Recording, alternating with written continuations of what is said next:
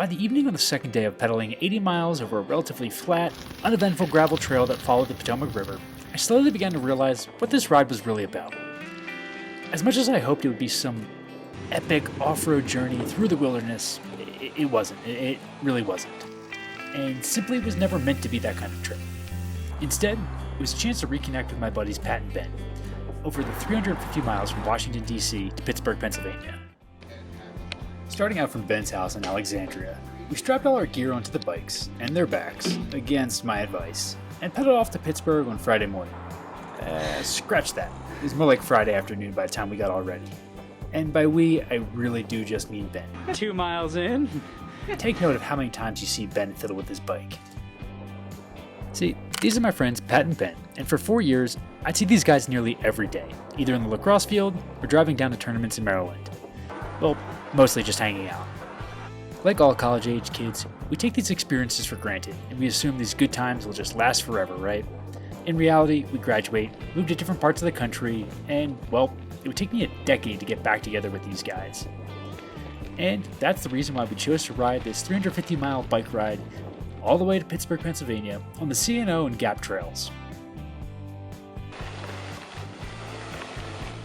This trip brought us all together to check off a bike ride on Ben's bucket list.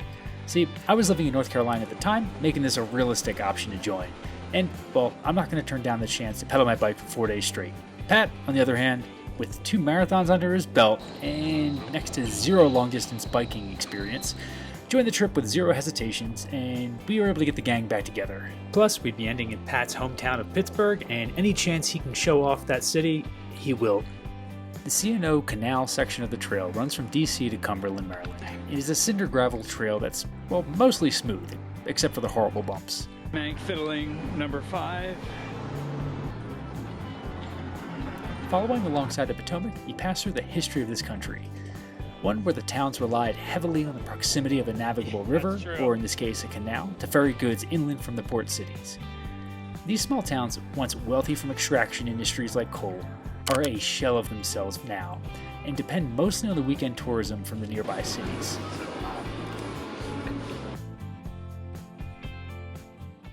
It's the morning of day 2. We're here in Shepherdstown, West Virginia. I think today's gonna be fine. Very similar to yesterday, pretty flat, should be okay. Just hope the left calf just hangs out where it's at. We're about to kill it. MDVP style. Video evidence, we're at eight seat changes already. We haven't even started day 2, so we're definitely hitting the over. The bike setup for this trip was relatively simple. They recommended 32mm tires for the C&O trail because of all the bumps, so Pat and Ben were on those 32s. And I just brought my gravel bike, which was already set up on 40mm tires, which made things a whole lot easier and definitely more comfy. As I mentioned before, we only really had to carry our clothes, water, and snacks on our bikes since we weren't camping, so this definitely simplified things. I was rocking the Ace Pack handlebar and seat post bags, and the guys, they had a seat post bag they grabbed online right before the trip, and the rest of their stuff was in backpacks.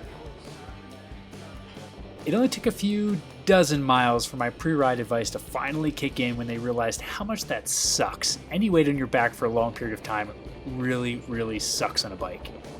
Ben managed to rig something up, get his backpack onto the handlebars during the first day, while Pat made it through the entire day without complaining before rigging something up before the next day.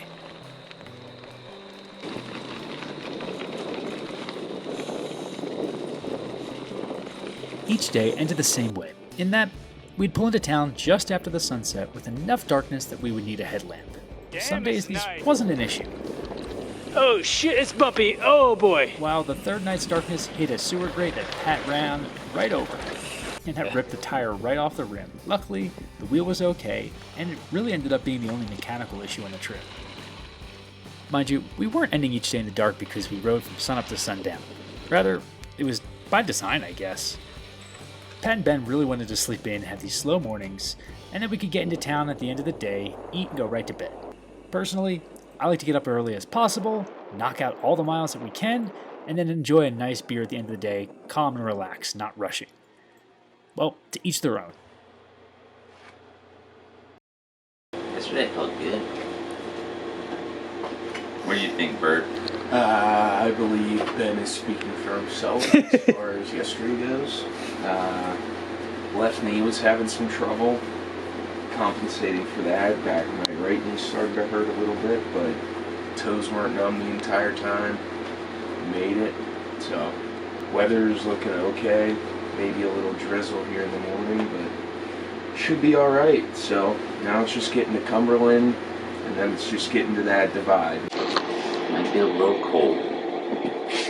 Might be a little wet. We're gonna spin them. We're gonna spin these twigs to help us in carbon fiber soles. Riding your bike can be so many things.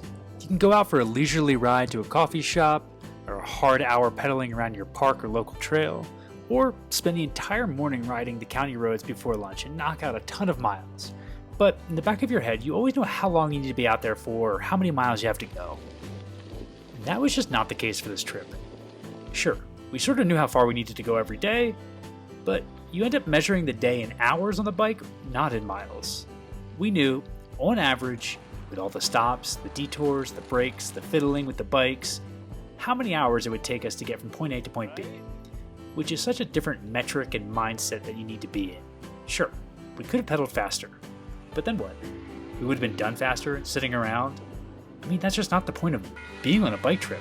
It's to be on the bike. At the cost of your butt really, really hurting by the end of every day.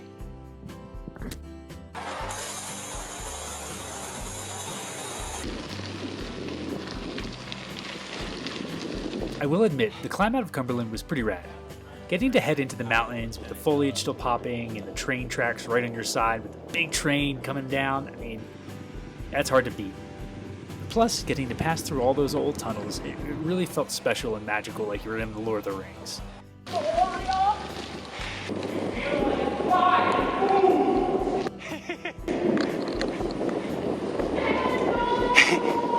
But better yet, that meant we had a big descent coming up on the other side, eventually. The Great Allegheny Passage, or the Gap Trail, that runs from the Continental Divide downhill to Pittsburgh, ended up being mostly paved, with a handful of crushed gravel sections.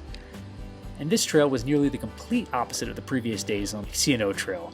Rural riding, remote, and wilderness feel. The Gap Trail cuts mostly through one old town to the next.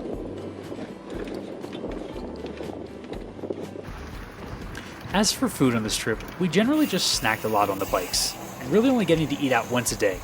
But it wasn't for a lack of trying. How we doing, Mank? Muy bien. Just where we were and when we could eat dinner, there really weren't any restaurants as soon as you got to the more remote areas, especially during normal dinner time, because we rode in the dark every day.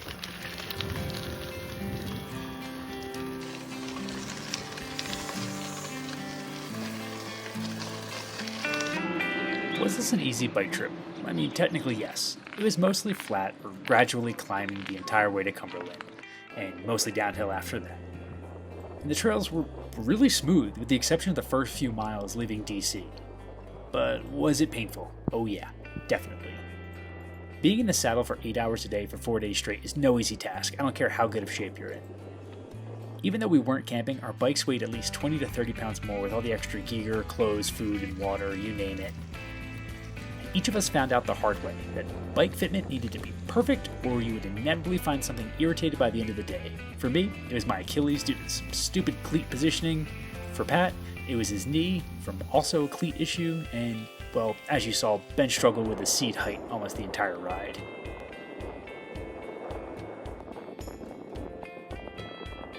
After 4 days of pedaling through the Green Tunnel that pretty much sums up every trail on the East Coast, we finally hit the pavement and the traffic in the suburbs around Pittsburgh. We traded the rural mountain towns for the turn-of-the-century industrialized steel city.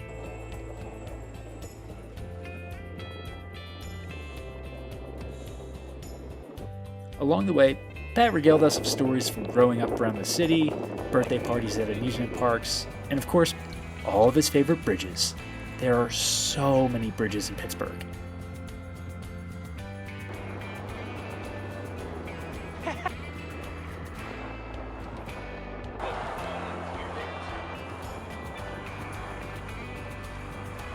detouring through downtown Pittsburgh, or as the locals call it, downtown, we passed through PPG Plaza, out on our way to the point where we'd end our journey. Pedaling towards the fountain, my wife, Courtney, and her mom surprised us with a makeshift finish line, though scrambling to meet us because we kept changing the directions we were coming in on, but perfect timing, nailed it. And there you have it, 350 miles down from Washington D.C. to Pittsburgh, Pennsylvania. From there, we cracked open a beer celebrating this wild accomplishment and the time spent together. Then, we said our goodbyes and went our separate ways. I sure as hell hope it's not another 10 years before I see these guys again. All right, Mank, would you do it again? Of course. It's epic. Great trip. All right, dude, would you do it again? Sure, not for a long time. An e-bike would definitely, that would help. I'll do it again, but we got to go from Pittsburgh to DC. I got to see what that elevation's like going this way, so we'll figure it out. But maybe in another decade. We'll see.